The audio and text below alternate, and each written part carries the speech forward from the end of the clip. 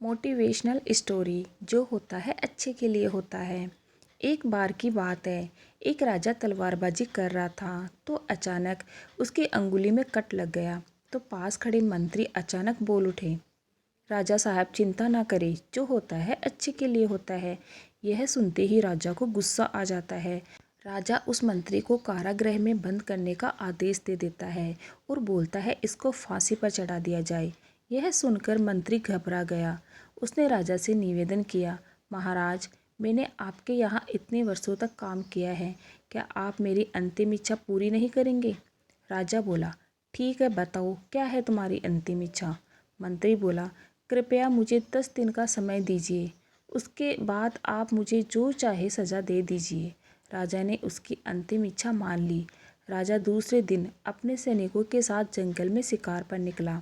जंगल के बीच में राजा अपने सैनिकों से बिछड़ गए और रास्ता भटक गए।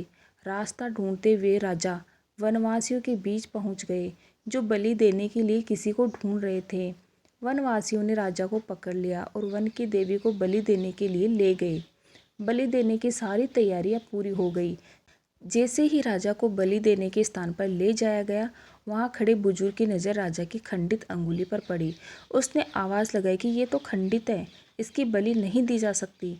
तो वनवासियों ने राजा को छोड़ दिया।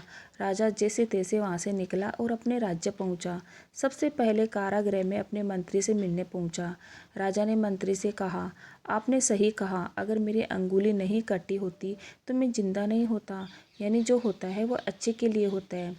राजा ने फिर पूछा, मेरा तो फ़ायदा हुआ, लेकिन आपका कैसे फ़ायदा हुआ? मैंने तो आपको सज़ा दी। मंत्री बोला, मैं आपके साथ शिकार पर हमेशा रहता हूँ। उस दिन भी रहता, लेकिन मेरे खंडित नहीं होने के कारण मेरी बलि चढ़ जाती, इसलिए मेरे साथ जो भी हुआ अच्छा हुआ। राजा प्रसन्न हुआ, लेकिन छोटी सी बात पर मंत्री को सज़ा देने का दुख भी हुआ।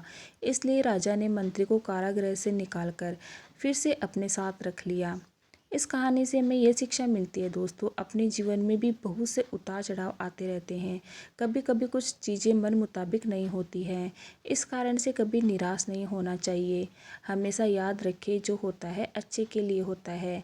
भले ही कुछ अच्छा हो या ना हो, लेकिन उस परिस्थिति के प्रति सकारात्मक नज़रिया रखने से उसका प्रभाव बहुत कम हो जाता है। स्टोरी अच्छी लगी तो लाइक से सब्सक्राइब जरूर कीजिएगा। Okay, thank you everyone.